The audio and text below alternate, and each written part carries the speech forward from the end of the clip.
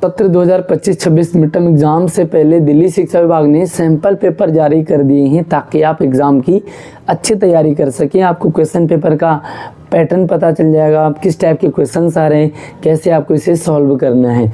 आज की video class 10th Hindi के उन बच्चों के लिए हैं जो 100% मार्क्स लाना चाहते हैं, जो पूरे नंबर लाना चाहते हैं। जल्दी से वीडियो को लाइक कर लो, अपने दोस्तों को भी शेयर कर देना। चैनल पर पहली बार आए हैं तो नीचे लाल बटन दबाकर सब्सक्राइब कर लेना ताकि कोई भी अपडेट आपसे मिस ना हो सके। यहाँ पर आप देखेंगे कि पेपर जो है वो इस बार चेंज है थोड़ा। तो सबसे पहले बेसिक चीज़ आपको क्लियर है कि 80 नंबर का पेपर होगा और 3 घंटे का आपका पेपर होगा, ठीक है। यहाँ पे कुछ 15 प्रश्न हैं। सबसे पहला आपको पता है कि एक अनरीड पैसेज होता है, जो पैसेज आपको पढ़ना होता है और इस पैसेज से रिलेटेड आपको कुछ क्वेश्चंस हैं। 14 नंबर का आपको ये गद्यांश और काव्यांश रहेगा। तो मैं एक बार इसे पूरा आपको दिखा देता हूँ ताकि आप इसे पूरा पढ़ पाओ। तो एक बार आप इसे देख लीजिए। तो थोड़ा सा एक बार पैसेज को पढ़ लेते हैं। पैसेज से आंसर छांटने का जो तरीका है मैं आपको बता रहा हूँ कि आपने 2-3 बार पैसेज को पढ़ना है और उसके बाद आप क्वेश्चन देखेंगे तो आपके सारे आंसर सही निकलेंगे। जिस मनुष्य के हृदय में ईर्ष्या घर बना लेती है, जलन जेलस घर बना लेती है, वह उन चीज़ों से आनंदित नहीं होता जो उसके पास मौजूद है। अगर हमें जलन महसूस होने लग जाती है तो हमारे पास जो है हमें उसमें भी मज़ा नहीं आता, बल्कि उन वस्तुओं के लिए दुखी होता है जो उसके पास है ही नहीं, हमें और चाहिए, है ना। जलन पड़ोसी के पास जो है हमारे पास उससे अच्छा चाहिए। वह अपनी तुलना दूसरों के साथ करता है और इस तुलना में अपने पक्ष के सभी अभाव उसके हृदय पर दंश मारते हैं। एक उपवन को पाकर के प्रकृति को धन्यवाद देते हुए उसका आनंद नहीं लेना और बराबर इसी चिंता में निमग्न रहता है कि इससे भी और बड़ा उपवन पार्क उसे कैसे मिलेगा। ओवरऑल ये जो पैसेज एक बार आप पढ़ लें, ये पूरे जेलस पे हैं, ईर्ष्या पे हैं। और ईर्ष्या जब हमें हो जाती है इंसान को तो वो खा जाती है, वो हमें सुख नहीं लेने देना चाहती, ज़िंदगी का आनंद नहीं ले पाता ईर्ष्या वाला। इसलिए आप ईर्ष्या बिल्कुल ना करें, ये मैसेज भी है। तो आइए इससे रिलेटेड जो क्वेश्चंस हैं एक बार उन्हें देखते हैं। गद्यांश के अनुसार ईर्ष्या का व्यक्ति पर क्या प्रभाव पड़ता है? जीवन में खुशहाली लाना, मानवता का विकास, मानसिक शांति भंग, सामाजिक प्रतिष्ठा बढ़ना। तो क्या प्रभाव लाता है एक बार आप देखें। तो भाई जब ईर्ष्या आ जाती है ना तो हमारा जो है मानसिक शांति भंग हो जाती है।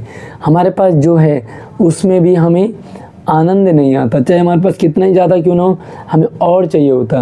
अच्छा, इस टाइप के क्वेश्चंस आपके पास बोर्ड एग्जाम में आएंगे। ध्यान से करना, ध्यान से समझना आपको कैसे करना। देखिए, कथन और कारण है, वैसे तो आपने 9th में पढ़े होंगे, लेकिन 10th में आपको लगभग 3-4 सवाल इस टाइप के आएंगे। ध्यान से समझे। ईर्ष्या पहले उसी को जलाती है जिसके हृदय में उसका जन्म होता है। भाई जलन क्या है? दूसरों को बाद में जलाएगी, पहले खुद को जलाती है। कारण क्या है कि ईर्ष्या मनुष्य के मौलिक गुणों और रचनात्मकता का विकास करती है। अब आप देखेंगे कि इसका पहला स्टेटमेंट तो बिल्कुल सही है, लेकिन दूसरा गलत है। भाई ईर्ष्या मनुष्य के मौलिक गुणों रचनाओं का विकास नहीं करती, विनाश करती है। तो दूसरा गलत है, पहला सही है। अब देखेंगे कथन और कारण दोनों गलत है। कथन सही है किंतु कारण सही है, ऐसा नहीं है, कारण तो गलत है। अगला है कि कथन सही है और कारण की सही व्याख्या, बिल्कुल ये भी नहीं है। अब आप यहाँ देखेंगे कि कथन सही है किंतु कारण कथन की सही व्याख्या नहीं है, ठीक है। ये आपका आंसर हो जाता है। अगला है गद्यांश के अनुसार यदि मनुष्य ईर्ष्या से मुक्त हो जाए तो उसे क्या लाभ होगा? अगर ईर्ष्या ही नहीं होगी, जलन नहीं होगा तो उसे क्या फ़ायदा होगा? मौजूद वस्तुओं का आनंद ले पाएगा, निंदा और द्वेष भाव से दूर रहेगा, दूसरों की उपलब्धियों से प्रेरित होगा, उसके मौलिक गुण कुंठित हो जाएंगे। तो देखिए क्या प्रभाव होगा, ये बार आप इसे देखें। भाई सीधी सी बात है कि अगर मनुष्य के अंदर ईर्ष्या ना रहे तो क्या फ़ायदा होगा? देखिए, सबसे पहले तो वो जीवन के आनंद ले पाएगा, निंदा और द्वेष से दूर रहेगा, यानी कि पहला और दूसरा। देखिए, दूसरों की उपलब्धि से प्रेरित नहीं होगा और उसका मन कुंठित नहीं होगा, है ना। ये गलत है। तो आपको जो है पहला और दूसरा इसके अकॉर्डिंग सही है कथन, ठीक है, ये विकल्प आपका सही है। अगला है गद्यांश। अच्छा 3 प्रश्न आपको MCQ आएंगे और दो क्वेश्चन आपको लिखने वाले आएंगे। तो लिखने वाले आप ध्यान देना कि एक प्रश्न आपका 2-2 नंबर के हैं, 2-3 नंबर लाइन का सवाल आपको लिखना आंसर। गद्यांश के अनुसार एक ईर्ष्यालु व्यक्ति निंदक क्यों बन जाता है? भाई ईर्ष्यालु व्यक्ति जो है उसे कोई पसंद करेगा नहीं, वो दूसरों में कमियां ढूंढेगा, तो जब कमियां ढूंढेगा तो लोग उसकी निंदा करेंगे, लोग उसकी बुराई करेंगे, तो वो ठीक है। इस तरह गद्यांश के अनुसार ईर्ष्या मनुष्य की उन्नति में बाधा क्यों है? भाई उन्नति कैसे करेगा, वो कुछ आगे की सोच ही नहीं पाता। जो ईर्ष्या करता है वो आगे की नहीं सोच पाता, वो दूसरों को नुकसान पहुंचाने की सोचेगा, वो दूसरे के पास कितना है उसको देख करके जलेगा, ईर्ष्या करेगा, परेशान रहेगा। और जब परेशान रहेगा अपने पास क्या है वो ना सोच करके दूसरे के पास ज़्यादा क्यों है ये सोच करके परेशान रहेगा, तो आगे कैसे बढ़ पाएगा? तो उन्नति में बाधक उसके बन जाता है। अगला प्रश्न आपके पास एक कविता है और कविता से रिलेटेड आपको आंसर छांटने। देखिए वो कविता को समझ लो कि हुंकारों से महलों की नींव उखड़ जाती, सांसों के बल से ताज हवा में उड़ता है, जनता की रोके राह समय में ताव कहाँ, वह जिधर चाहती काल उधर ही मुड़ता है। यहाँ पे जो जनता है, पब्लिक है, वो कितनी स्ट्रॉन्ग होती है। आमतौर पे हम नेता मंत्री विधायकों को सरकार को बड़ा मानते हैं, लेकिन सबसे बड़ी जनता है, पब्लिक है ना। पब्लिक क्या करे, जिधर चाहे उधर मोड़ दे। भाई नेता लोगों को जिधर मोड़ दे, उनको भाई ये काम करवाने चुनाव से पहले। तो यहाँ पे जनता जब जागती है तो सबकी नींद उड़ा देती है, यहाँ पे ये कहना है। तो आप एक बार इस कविता को पढ़ें। अगर आपको लगता है कि भाई मैं आपको गद्यांश और काव्यांश से रिलेटेड अगर आपको डाउट होता है कि भाई कैसे आप आंसर छांटने, तो आप मुझे कमेंट कर लीजिए, मैं आपको सेपरेट वीडियो ले आऊँगा गद्यांश और काव्यांश पर। काव्यांश में अंधकार शब्द का प्रयोग किस अर्थ में हुआ है? अंधकार, देखिए यहाँ पे 2 चीज़ें इसके आंसर में लग रहे हैं। लोकतंत्र, देखिए लोकतंत्र क्या अंधकार है, जो राजा हैं उनको कुछ नहीं समझना, तो ये लोकतंत्र अधिकार है। साथ में परितंत्रता भी वैसे अंधकार है, लेकिन पैसेज के अकॉर्डिंग जो जनतंत्र के उल्टा लोकतंत्र, ठीक है। तो सॉरी लोकतंत्र जो है वो अंधकार नहीं है। मैं लोकतंत्र जनतंत्र तो प्रजातंत्र ही हो गया ना, तो इसका परतंत्रता ही आपका अंधकार है, दूसरे की गुलामी रहना। और काव्यांश के अनुसार किसकी शक्ति समय और काल से भी बढ़कर है? तो शक्ति और समय किसकी बड़ी है? तो वे सीधी सी बात है, यहाँ पे जनता की बात आ रही है, तो जनता स्ट्रॉन्ग है। जनता अगर चाहे तो कुछ भी कर सकती है, किसी को भी राजा बना दे, किसी का भी मुकुट नीचे उतरवा दे। अगला है कथन और कारण। तो ये कथन और कारण वाले बहुत सवाल आएंगे आपके पास, 4-5 लगभग, आप इनकी प्रैक्टिस जरूर कीजिएगा। देखिए कथन क्या कि कवि के अनुसार अब राज सिंहासन जनता का है राजा का नहीं। बिल्कुल पहला स्टेटमेंट बिल्कुल सही है। दूसरा देखते हैं कि जनतंत्र में कारण क्या है कि जनतंत्र में वास्तविक शक्ति जनता के मताधिकार में निहित है। बिल्कुल सही बात है, दोनों कथन सही है और एक दूसरे की व्याख्या करते हैं। तो आपका दोनों कथन सही है, दोनों कथन गलत है। कथन सही है किंतु कारण सही है, एक गलत एक सही है, तो ये तो होगा नहीं। कथन सही है और कारण कथन की सही व्याख्या, तो आपका जो है ये वाला ऑप्शन थर्ड वाला बिल्कुल करेक्ट है, ठीक है। दोनों सही जहाँ पे शो कर रहे हो। कवि सिंहासन किसके लिए और क्यों खाली करवाना चाहता है? कवि कहता है कि हट जाओ भाई, जनता आ रही है, तो जनता के लिए खाली करवाना चाह रही है। क्यों? क्योंकि जनता स्ट्रॉन्ग है, और जब जनता जागती है तो राजा को भी जमीन में आना पड़ता है, और सिंहासन का असली हकदार जनता ही होती है। काव्यांश में किसान और श्रमिकों को देवता क्यों कहा? रियल में देवता सबसे बड़े यही हैं जो अनाज उगाते हैं, जो मेहनत करते हैं सबसे ज़्यादा। अगर श्रमिक ना हो, किसान ना हो, तो हम तो ख़त्म मर जाएंगे। तो है ना हमारे लिए अन्नदाता, और अन्नदाता भगवान से कम नहीं है, देवता से कम नहीं है। तो हमारे लिए किसान अनाज उगाता, बहुत मेहनत करता है, श्रमिक जो वर्कर है वो बहुत मेहनत करता है, और ये दोनों भगवान हैं जो मेहनत करें। अब आपके पास ग्रामर के सवाल आएंगे, तो ये ग्रामर के सवाल ध्यान से करने। ग्रामर के सारे टॉपिक मैंने अपने चैनल पे डाले हुए हैं। तो आप अगर आपको एक एक टॉपिक समझना हो तो हमारे चैनल के डिस्क्रिप्शन में प्लेलिस्ट में जाइए। अगर आपको कहीं नहीं मिलता तो आप मुझसे व्हाट्सएप और इंस्टाग्राम से आप कांटेक्ट कीजिए कि आपको कौन सा टॉपिक समझना है। अगर आपको पूरे 80 में से 80 और 100 में से 100 चाहिए तो मेरा WhatsApp number, Instagram ID video के डिस्क्रिप्शन में। आगे बढ़ करके ये क्या है, रचना के आधार पर वाक्य भेद। आगे बढ़ करके अच्छा 5 सवाल होंगे और 4 करने आपको, 4-4 नंबर के होंगे। आगे बढ़कर मोती ने सांड का सामना किया, संयुक्त वाक्य में रूपांतरित कीजिए, इसे संयुक्त वाक्य में बदलना है। आगे मोती आगे बढ़ा और उसने सांड का सामना किया। मोती आगे बढ़ा और उसने सांड का सामना किया, ठीक, ये हो गया संयुक्त। दूसरा है कि मनीषा के विद्यालय पहुंचने से पूर्व शिक्षक जा चुके थे, मिश्र वाक्य में बदलेंगे।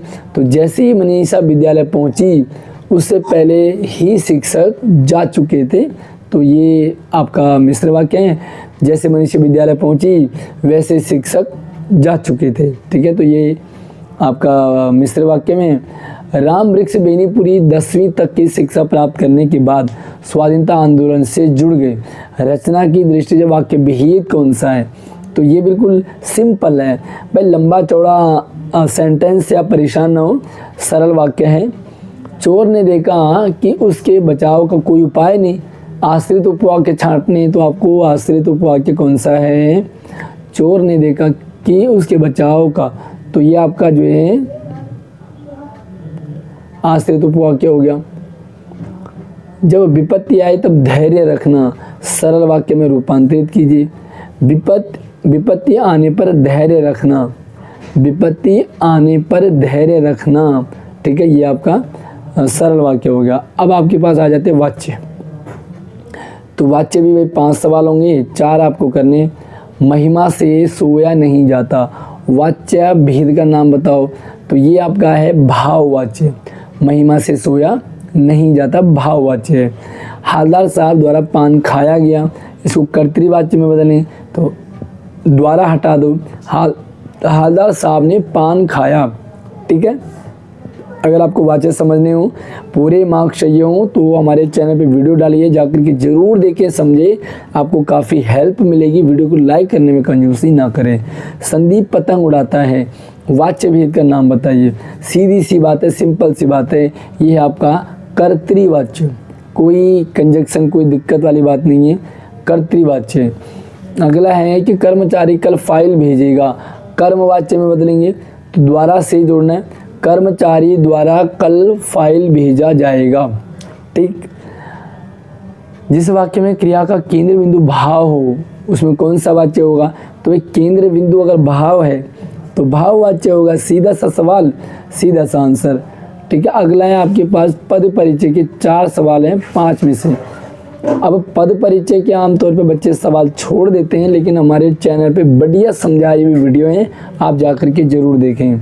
यहाँ पे क्या करना होता है आपको, देखो एक सेंटेंस है कि सुबह में युमतांग के लिए निकलना पड़ा, इसमें क्या जो अंडरलाइन है उसको आपको पद परिचय करना है। तो आपको क्या करना है, यहाँ साइड में लिख देंगे हमें, ठीक है, हमें लिख दिया। अब हमें क्या है आपका, सबसे पहले तो देखो संज्ञा सर्वनाम है नहीं, सॉरी संज्ञा है नहीं, ये सर्वनाम, तो सर्वनाम है, ऊपर से पुरुषवाचक सर्वनाम है, ठीक, भेद आ गया। उसके बाद बहुवचन है, क्योंकि हमें है, बहुत सारे हैं, बहुवचन है। उसके बाद पुल्लिंग स्त्रीलिंग दोनों हैं, क्योंकि हमें लड़कियों के लिए भी यूज होता है, लड़कों के लिए भी यूज होता है। साथ में जो कर्ता कारक है, सब्जेक्ट है, ठीक है, तो ये सारी चीज़ें लिखेंगे, पूरा 1 नंबर मिलेगा। अगला है हलवाई मीठी जलेबियाँ बना रहा था, तो यहाँ पर आपको किसका परिचय करना है, सीधा सा मीठी का। मीठी क्या है भाई, संज्ञा सर्वनाम नहीं है, विशेषण है। विशेषण भी कौन सा है, तो ये गुणवाचक विशेषण है ना। उसके बाद क्या है कि ये स्त्रीलिंग है, मीठी, पुल्लिंग होगा तो क्या, मीठा, ठीक है। तो मीठी जलेबी, तो मीठी जलेबी, मीठी जलेबियाँ, एक वचन बहुवचन में दोनों एक तरह से हैं, और इस तरह से आप जो हैं इसका आंसर पूरा नंबर ले सकते हैं। अंकित कल कार चला रहा था, तो ये जो चला रहा था इसका पद परिचय करना, क्या ये चलाना, आना जाना खाना पीना सोना, ये क्रिया है, और क्रिया में कौन सा सकर्मक या अकर्मक, तो इसके आगे आकार जुड़ा हुआ है, तो ये सकर्मक क्रिया है। ठीक। अच्छा, एक वचन है क्योंकि चला रहा था, बहुवचन होता तो क्या होता, आप मुझे कमेंट करके बताएं कि बहुवचन आप किस कंडीशन में कहते हैं इस लाइन में। ठीक है, साथ में आप कौन से स्कूल से देख रहे हैं आप ज़रूर मुझे कमेंट करें, ताकि मुझे पता चले कि हमारी वीडियो किन किन स्कूलों में देखी जाती है। पुल्लिंग है, एक वचन है, सकर्मक क्रिया है, तो ये सारी चीज़ें लिखेंगे, आपको पूरा मार्क्स मिलेगा 1 नंबर। अगला है पेड़ पर, बंदर पेड़ पर उछल रहा था, तो पेड़ पर क्या है भाई, आपका कारक है, अधिकरण कारक है, एक वचन है ना। तो इस तरह से आप, ये कुछ खास नहीं है, अधिकरण कारक है यानी कि ये। और अगला जो धीरे धीरे वर्ड बहुत आता है एग्जाम में, इसको याद जरूर कर लेना, ये है अव्यय है, समुच्चय बोधक है, सॉरी क्रिया विशेषण। अव्यय में क्रिया विशेषण है और आपने अव्यय लिख दिया, क्रिया विशेषण लिख दिया, तो पूरा नंबर आपको मिलता है। इसमें लिंग वचन नहीं की कोई ज़रूरत नहीं पड़ती है। अगला आपके पास अलंकार, 5 सवाल है, 4 करने। आइए देखते हैं किस तरह के सवाल है। जिस दिन जन्म लियो अल्लाह ने, धरती धसी 2.5 हाथ। भाई जिस दिन अल्लाह ने जन्म लिया, भाई धरती 2.5 हाथ धस गई। कमाल है यार, इतना नीचे धरती कैसे धस सकती है किसी की जन्म लेने पर। तो ये अतिशयोक्ति है, बढ़ा चढ़ा करके बातें की है, तो इसमें अतिशयोक्ति अलंकार है। दूसरा, पाहुन ज्यों आए हों, तो यहाँ पे जो होने से आपका उत्प्रेक्षा अलंकार हो गया। दूसरा है कि इतना रोया था कि उस दिन ताल तलैया सब भर डाले। भाई रोने से आंसू निकले कि ताल भर गए पूरी, बढ़ा चढ़ा के वर्णन है, अतिशयोक्ति अलंकार।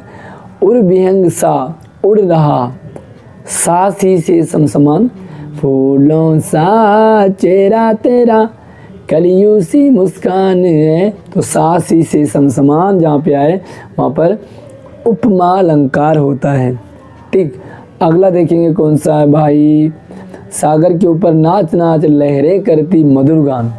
तो ये आपका जो है, जो लहरें हैं वो सागर के ऊपर नाच रही है। भाई सागर भी नपुंसक लिंग है, लहरें भी नपुंसक लिंग है, कैसे नाच सकती है।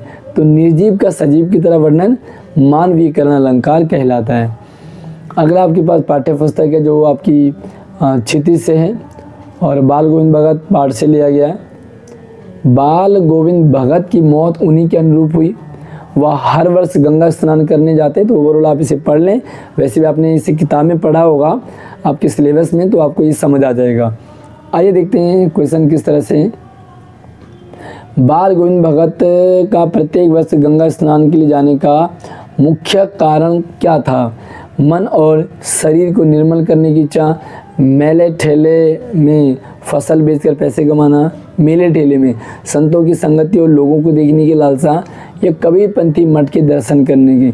सीधी सी बात है, वो संत समागम करते थे ताकि संतों की संगति और वो लोगों को मिल सके। कोई मन साफ करने का नहीं है, कोई मेला वाला पैसा ही नहीं कमाना, ठीक है। तो वो संतों की संगति करना चाहते थे। अगला है बाल गोविंद भगत गंगा स्नान जाने के दौरान घर से अन्न लेकर नहीं चलते थे, क्योंकि भाई वो अन्न लेकर क्यों नहीं जाते थे, और वो फिर वापस ही खाते थे, बीच में भी नहीं खाते थे। क्यों? इस दौरान उपवास रखना अनिवार्य होता है, कोई ज़रूरी नहीं है। उनकी पतों भोजन बनाकर नहीं देती है, ऐसी भी नहीं है, पतों भी बहुत अच्छी थी। साधु व्यक्ति अन्न साथ लेकर नहीं चलता, वे भूख प्यास से व्याकुल नहीं होते थे। तो इसका आंसर है साधु व्यक्ति जो है वो अन्न लेकर साथ नहीं चलता। भाई अगर वो अन्न लेके चल रहा तो साधु कैसा, ठीक है, बाकी सारे गलत है। अगला है किंतु टेक वही जवानी वाली। यहाँ टेक का आशय क्या है? टेक मतलब है दुश्मन, एक तरह से जिद कह सकते हैं, सॉरी। तो जो टेक है वो जवानी वाली है, जिद है, भाई मैं ऐसा ही करूँगा, मुझे यही करना। लोगों ने कहा बूढ़े हो गए हो, अब नहीं चल पाओगे, नहीं जी मुझे जाना है। टेक है यानी कि जिद है।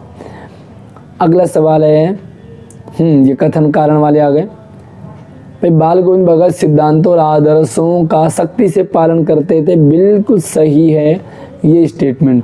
दूसरा है तबीयत बिगड़ने पर भी उन्होंने अपनी दिनचर्या में बदलाव नहीं किया, ये भी बिल्कुल सही है। एक दूसरे का कारण कथन का सपोर्ट करता है, तो आपका आंसर होगा कथन ए सही है और कारण की सही व्याख्या है, यानी कि ऑप्शन नंबर सी आपका बिल्कुल करेक्ट आंसर है। ठीक है, अगला प्रश्न है, प्रस्तुत गद्यांश में वर्णन नहीं है भगत के गंगा स्नान जाने के पीछे का उद्देश्य, गंगा स्नान के उपरांत भगत की बिगड़ी तबीयत का, भगत द्वारा गीत गाते हुए खेत में फसल रोपने का, या भगत द्वारा अपने आदर्शों के अनुरूप जीवन जीने का। तो सीधी सी बात है, वो गंगा स्नान के लिए जा रहे हैं तो फसल कहाँ रोपेंगे। आपका सी वाला ऑप्शन, ये इसमें नहीं वर्णन आया, बाकी तीनों का वर्णन ऊपर पैसेज में आया है। अब आपके पास आ जाते हैं प्रश्न जो कि आपके क्षितिज से, ठीक है, किस तरह से आप करने हैं, किस तरह से सवाल आएंगे और किस तरह के सवाल रिपीट होंगे ये भी मैं आपको बता दूंगा। बोर्ड एग्जाम में भी जो सवाल आएंगे वो भी आपको बता दूंगा। सर कंडे के चश्मे को उम्मीद जगाने वाला कहने के पीछे लेखक का क्या आशय है। नेताजी का चश्मा पहाड़ के दर पे सर कंडे के चश्मे को उम्मीद जगाने वाला क्यों कहा। भाई ऑब्वियसली जब बड़े लोग अपने स्वार्थी हो गए, बड़े लोगों में देशभक्ति की भावना नहीं है, छोटे छोटे मासूम से बच्चों में देशभक्ति की जो भावना है वो देख करके उम्मीद जगाने वाला है। भाई सरकंडे का चश्मा छोटे छोटे बच्चों ने बनाया तो उम्मीद जग रही है ना उनके पास। दूसरा प्रश्न है, बाल गोविंद भगत की दिनचर्या अन्य लोगों के लिए अचरज यानी कि हैरानी का विषय क्यों था। भाई ऑब्वियसली इस एज में भी वो डेली रूटीन अपना फॉलो करते थे, पहली चीज़। दूसरी चीज़ वो मतलब गलती बिल्कुल नहीं करते थे, दूसरे के खेत में शौच तक नहीं जाते थे, तो वो कड़ी से नियमों का सख्ती से पालन करते थे। लोग हैरान हो जाते हैं कि यार इसी एज में भी कोई इतना बड़ा नियम का पक्का कैसे हो सकता है। ठीक है, तो उनकी दिनचर्या ऐसी थी, लोग हैरान हो जाते थे। तीसरा, लखनवी अंदाज पाठ में नवाब साहब दिखावे की शैली अपनाते हैं। नवाब साहब वर्तमान संदर्भ में इस प्रकार की जीवन शैली की समीक्षा कीजिए। इस टाइप के सवाल आपको एग्जाम में पूछे जाते हैं। तो खा वाला गा वाला, भाई लखनवी अंदाज में नवाब जैसे लोग देखें जिन्होंने खीरे को खरीदा, धोया, काटा, पोंछा, मेहनत करी, नमक लगाया, सूंघ कर फेंक दिया सिर्फ दिखावे के लिए, तो भाई आपके आसपास में भी बहुत सारे ऐसे लोग होंगे, उनके बारे में आपको बतानी है कि उनकी जीवन शैली कैसी होती है। वो दिखावा करने के लिए लोग अपने शरीर को नुकसान पहुंचा रहे हैं, सिर्फ दिखावा। उनके पास कुछ भी नहीं है फिर भी दिखावे के लिए महंगी चीज़ लेंगे, भले वो उसके बाद कर्जा में डूब जाएंगे। तो इस तरह के लोग हमारे जीवन आसपास में मिलते हैं। आप उनकी थोड़ी सी बातें करेंगे कि वो क्या क्या करते हैं और उनको क्या करना चाहिए, आप उनको कैसे काम करते हुए देखते हो। कबीर के कौन से सिद्धांत बाल गोविंद भगत के जीवन में स्पष्ट रूप से परिलक्षित होते हैं, दिखाई देते हैं। भाई कबीर दास जी भजन गाने वाने गाते थे, संगीत प्रेमी थे और ये भी संगीत प्रेमी थे। ये भगत के अनुरूप काम करते थे, है ना। भगत जी भी मतलब सन्यासियों की तरह होते थे, वो घर परिवार उनका नहीं था, तो इसलिए ये भी जो है घर परिवार में उतनी आस्था नहीं रखते थे और ये भी सन्यासियों की तरह जीवन जीना इनको पसंद था। अब ये काव्यांश आ गया, एक कविता राम लक्ष्मण परेशान संवाद से कि सुन हो राम जेहि शिवधनु तोरा, सहस्र बाहु शमशूरी पुमोरा, सो बिलगाओ बिहाई समाजा, नत मारे जे आई सब राजा, सुनी मुनि बचन लखन मुस्काने, बोले पर सुधरई अवमाने, बहुधन हुई तोरी लड़काई। बहुत सारे धनुष तोड़ दिए हमने लड़काई बचपन में, है ना। तो यहाँ पे राम लक्ष्मण और परशुराम का संवाद है।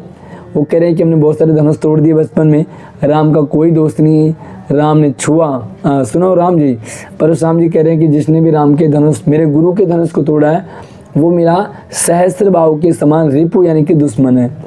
आइए प्रश्न देखते हैं। परशुराम धनुष तोड़ने वाले व्यक्ति को किसके समान अपना दुश्मन मानते हैं। तो भाई पहला सवाल तो यही आ गया, वो सहस्त्र बाहुओं के समान उसको दुश्मन मानते हैं। किस पंक्ति में परशुराम धनुष तोड़ने को बाकी अन्य लोगों से अलग हो जाने की बात करें? सो बिलगाओ बिहाई समाजा, वो जो है बिलग अलग हो जाए और बिहाई छोड़ के समाज को बाहर आ जाए, यानी कि आपका तीसरा वाला सी ऑप्शन करेक्ट है। आगे देखें, वीडियो को लाइक करने में भाई कंजूसी बिल्कुल भी ना करें, लाइक ज़रूर करें, मेहनत बहुत करता हूँ आपके लिए। मुझसे व्हाट्सएप और इंस्टाग्राम से जुड़ सकते हैं, फॉलो ज़रूर कीजिएगा। कोई भी डाउट सवाल कन्फ्यूजन है तो आप मुझे शेयर कर सकते हैं। इंस्टाग्राम आईडी व्हाट्सएप का जो नंबर है वो वीडियो के डिस्क्रिप्शन में है, लेकिन कॉल कोई भी ना करें। कथन देखते हैं पहले कि परशुराम अत्यंत क्रोध में थे, बिल्कुल ये आपका पहला वाला सही है। दूसरा है कि सीता स्वयंवर में परशुराम के फरसे को खंडित कर दिया गया था, तो भाई फरसा खंडित नहीं हुआ था, शिव का धनुष खंडित हुआ था। तो पहला सही है, दूसरा गलत है। अब देखते हैं ऑप्शन, पहला सही दूसरा गलत है। कथन सही है, कारण गलत है। कथन ए सही है किंतु कारण गलत है। पहला वाला ही आपका आंसर बिल्कुल करेक्ट हो गया है। ठीक है, उसके बाद देखो, परशुराम के वचनों को सुनकर के लक्ष्मण ने उत्तर दिया क्या? हंस करके। परशुराम के वचनों को सुनकर के लक्ष्मण जो है वो बेहसी यानी कि हंसते हुए वो जवाब दे रहे हैं। वैसे मुस्कुरा कर भी देते हैं, लेकिन हंसने में ज़्यादा वो हंस रहे हैं। लक्ष्मण के तर्क के अनुसार उन्होंने बचपन में ऐसे अनेक धनुष तोड़े हैं, तो डी ऑप्शन आपका बिल्कुल करेक्ट है। थोड़ा सा कन्फ्यूजन वाले सवाल आते हैं, ये ध्यान रखना। आगे है, और आप हमारे चैनल पे सारे चैप्टर की वीडियो देख सकते हो। अगर आपने कोई चैप्टर नहीं पढ़ा है तो शुरू से लेकर एंड तक सारे चैप्टर हैं, चाहे कविता हो चाहे चैप्टर हो, ग्रामर के सभी टॉपिक हैं। तो आप 80 में से 80 रिटर्न वाले पूरे नंबर ला सकते हैं, और रिटर्न में 80 में से 80 आ गए तो इंटरनल के 20 आपको मिल जाएंगे, यानी कि 100% आपको मार्क्स मिल जाएंगे। 3 प्रश्नों के उत्तर देने काव्यांश से, कविता से। सूर्य के पदों के आधार पर गोपियों का योग साधना के प्रति दृष्टिकोण। भाई योग साधना को वो कड़वी ककड़ी की तरह मानते हैं।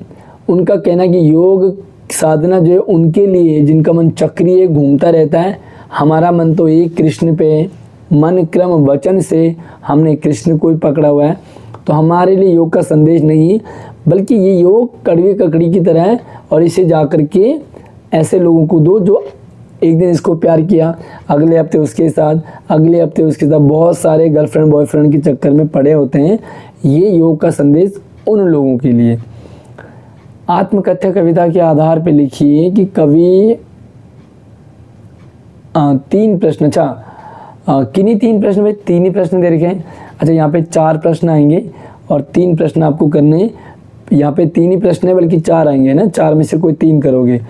आत्मकथा कविता के आधार पर लिखिए कि कवि अपनी आत्मकथा में किन बातों का उल्लेख नहीं करना चाहता।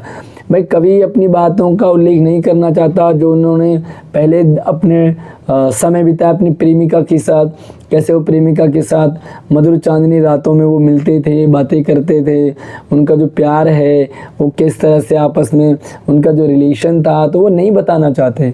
वैसे वो अपनी पर्सनल बातें शेयर नहीं करना चाहते। तो आप कमेंट करके ज़रूर बताइएगा कि आप अपनी पर्सनल बातें किससे शेयर करते हैं, किससे बताते हैं। ठीक है, तो ये आपके अलग अलग हो सकते हैं, आपके मम्मी पापा हो सकते हैं, आपके दोस्त हो सकते हैं, आपके कोई खास फ्रेंड हो सकता है, आपके टीचर्स हो सकते हैं, आपकी बहन भाई हो सकते हैं। राम लक्ष्मण परशुराम संवाद में व्यंग्य का अनूठा सौंदर्य है। तर्क से उदाहरण देकर के कथन की पुष्टि कीजिए। बिल्कुल सही, राम लक्ष्मण परशुराम संवाद में व्यंग्य है, कमेंट भी है। भाई लक्ष्मण जी कमेंट करते हैं, व्यंग्य मारते हैं, टोंट मारते हैं लक्ष्मण परशुराम के ऊपर।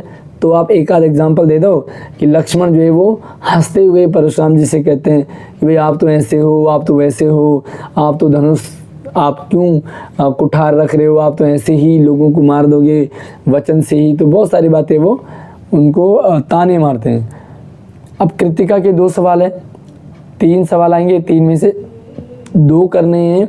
ध्यान रखना 3 में से 2 करने हैं तो आपको 4-4 नंबर के प्रश्न होते हैं और आपको कम से कम आधा पेज तो आपको एक प्रश्न का आंसर लिखना होगा, तभी आपको पूरे 4 मिलेंगे। राइटिंग का विशेष ध्यान रखें। यात्राएं विभिन्न संस्कृतियों से परिचित करवाने का अच्छा साधन है। जब यात्रा करते हैं तो हमने यहाँ की भी बातें जानी, वहाँ की बातें जानी, यहाँ की बातें जानी, बहुत जगह की बातों से हम परिचित हो जाते हैं, संस्कृति से, वेशभूषा, खान पान से। साना साना जोड़ी यात्रा वृत्तांत के आलोक में कथन की पुष्टि कीजिए। मैं साना साना जोड़ी में जब लेखिका मधु कांकरिया ने सफ़र किया वहाँ का, तो उन्होंने देखा कि भाई किस तरह से गंतोक शहर है, कितना सुंदर है, वहाँ के लोगों का नेचर कैसा है, वो चक्री घुमाते हैं तो सारे पाप धुल जाते हैं और वहाँ पे कोई कूड़ा नहीं डालता। तो इस तरह से आप उसे देख सकते हैं कि यात्रा में बहुत सारी बातों का हमें नॉलेज मिलती है। बच्चे रोना धोना, पीड़ा, आपसी झगड़े ज़्यादा देर तक अपने साथ नहीं रख सकते। माचा का आतर पाठ के आधार पे आपको उदाहरण देख करके समझाना है। भाई रियली बात है, बच्चे आपस में लड़ते हैं और फिर थोड़ी देर में एक हो जाते हैं। मम्मी पापा उनकी लड़ाई में पड़ते हैं और वो थोड़ी देर में देखते हैं कि मम्मी पापा तो दुश्मन बन जाते हैं, है ना, दोनों के मम्मी पापा, लेकिन बच्चे एक हो जाते हैं, खेलने लग जाते हैं। तो बच्चे आपस में खेलते ही है और उनको अपने दोस्त चाहिए। भाई मान लो आपकी गली में 5 बच्चे हैं, 5 बच्चे आपस में खेलेंगे, अब वो लड़ेंगे भी और साथ में खेलेंगे भी। तो ये आप इस तरह से लिख सकते हैं एग्जाम्पल के लिए कि भाई मेरी गली में भी ऐसा होता है, मैं ऐसा करता हूँ, मैं ऐसा करती हूँ, वो ऐसा करती है। तो इस तरह से आप एग्जाम्पल जोड़ सकते हैं। नागरिकों की मेहनत के कारण गंतोक मेहनतकश बादशाहों का शहर कहलाया। आपके विचार से मेहनतकश नागरिक अच्छे शहर और राष्ट्र की प्रगति में किस प्रकार योगदान दे सकते हैं? अगर मेहनतकश नागरिक हों, अगर मेहनती लोग हों, तो किसी भी देश, किसी भी स्टेट, किसी भी राज्य, किसी भी जिला और किसी भी जगह की तरक्की कर सकते हैं। मैं मेहनती लोग तरक्की करेंगे, लेकिन हमने देखा कि हमारी गली में बहुत सारे लोग गपोड़िया ज़्यादा होते हैं, वो गप्पे मारते रहते हैं, कोई तरक्की से लेना देना नहीं, बस बेफिजूल की बातें करेंगे। तो सुबह से शाम तक बातें करेंगे तो फिर तरक्की कैसे होगी? कुछ बच्चे होते हैं क्लास में बातें कर रहे होते, इतने बातूनी लड़कियाँ लड़के, अब वो क्या पढ़ेंगे, वो गप्पे मार के घर आ जाते हैं। तो आपके भी आसपास में ऐसे बच्चे ज़रूर होंगे। थोड़ा सा अपना एक्सपीरियंस ज़रूर शेयर करें, उनके साथ आपका कैसा एक्सपीरियंस है। अब आपको रचनात्मक लेखन से भाई एक टॉपिक, आपको किसी भी एक विषय पर आपको अनुच्छेद लिखना है। अनुच्छेद के लिए 3 टॉपिक है। पहला है प्रदूषण की समस्या, तो ये टॉपिक आपका है ना, एक बार मैं आपको दिखाता हूँ। पहला है आपके लिए प्रदूषण की समस्या और दूसरा आपका मोबाइल फ़ोन का प्रयोग और एक तीसरे नीचे भी है।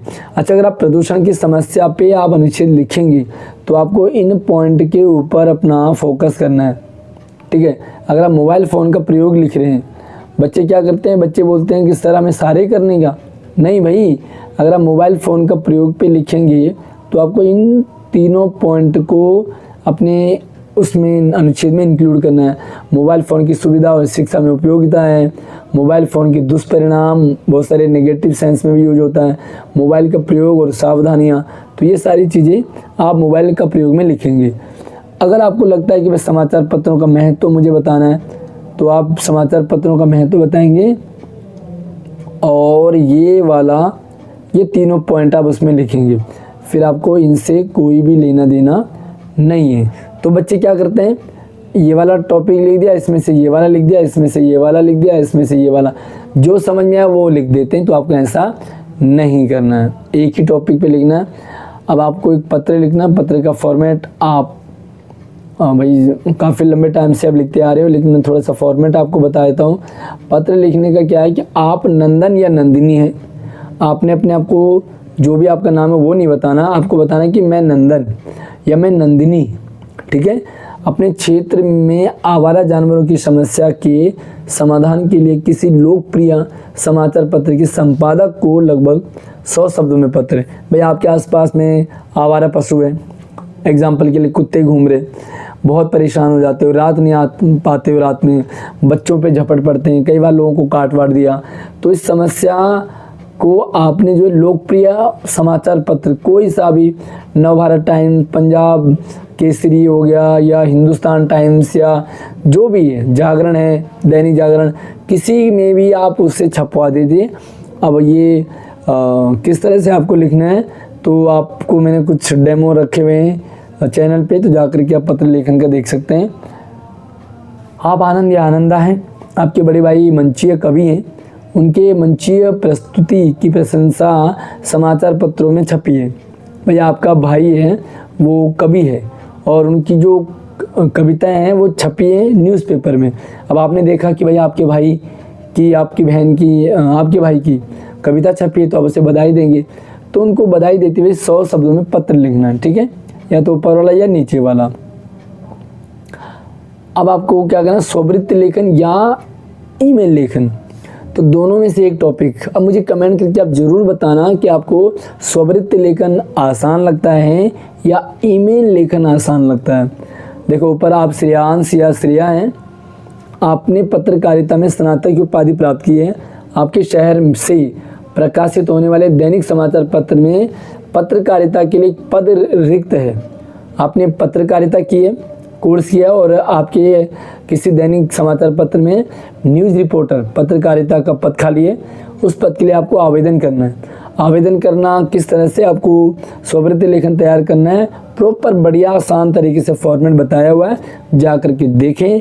नहीं मिलता है तो मुझे व्हाट्सएप और इंस्टाग्राम पे मैसेज कर दीजिए, सारे नंबर ऐड वीडियो के डिस्क्रिप्शन में। और या तो आप स्ववृत्ति लेखन नहीं लिख पा रहे हो तो आप लिखो कि आपके क्षेत्र में गंदा पानी फैला हुआ है, लोगों को बुखार भी हो रहे हैं, क्षेत्र की स्वच्छता हेतु नगर निगम स्वास्थ्य अधिकारी को पत्र नहीं लिखना है, ईमेल लिखना है। ईमेल का भी फॉर्मेट आपको बताया है, आप दोनों में से कर सकते हैं। आपकी बड़ी बहन ने जिम केंद्र व्यायामशाला खोला, और अगर आप मेरी क्लास में पढ़ रहे हो तो मैंने आपको ये वाला इसी टाइप का प्रैक्टिस करवाई थी। जिम के प्रचार हेतु 40 शब्दों में एक आकर्षक विज्ञापन। भाई आपके भाई ने, बड़ी बहन ने जिम खोला है ना, मैंने भाई का लिखा था जिम खोलने का, और बहन का करवाया था उन्होंने ब्यूटी पार्लर का कोर्स करा। पर ये तो अच्छा है, भाई बहन ने जिम शाला खोली है, व्यायामशाला, तो अब आपको उसका प्रचार करना है। कैसे करेंगे आप, पोस्टर बनाएंगे, बॉर्डर बनाएंगे, उसमें कुछ चित्र बनाएंगे, कुछ उसमें स्लोगन बनाएंगे, अट्रैक्टिव बनाना, ठीक है। या तो आप बधाई संदेश दे दो, भाई आपके शिक्षक शिक्षिका को शिक्षा के क्षेत्र में उत्कृष्ट प्रदर्शन करने पर शिक्षक पुरस्कार मिला। आपके टीचर जो है बहुत अच्छा, उन्होंने एजुकेशन में, पढ़ाने में बहुत अच्छा किया, उनको प्राइज़ मिला है, तो आप उन्हें बधाई देंगे अपने टीचर को। तो आप मुझे कमेंट करके ज़रूर बताइएगा कि आपके फेवरेट टीचर कौन है, जो आपको सबसे पसंद आते हैं, तो कमेंट में ज़रूर बताइएगा। ये आपका वो पेपर है जो आप मिड टर्म एग्ज़ाम से पहले होगा। इसमें आधा सिलेबस है, क्योंकि मिड टर्म एग्ज़ाम में आधा ही आता है, बाकी फाइनल एग्ज़ाम में आपको पूरा सिलेबस आएगा। फाइनल एग्ज़ाम का पेपर भी मैंने चैनल पे डाला हुआ है, इसी वीडियो की डिस्क्रिप्शन में। नहीं मिलेगा तो मुझे व्हाट्सएप और इंस्टाग्राम पे मैसेज कर दीजिए।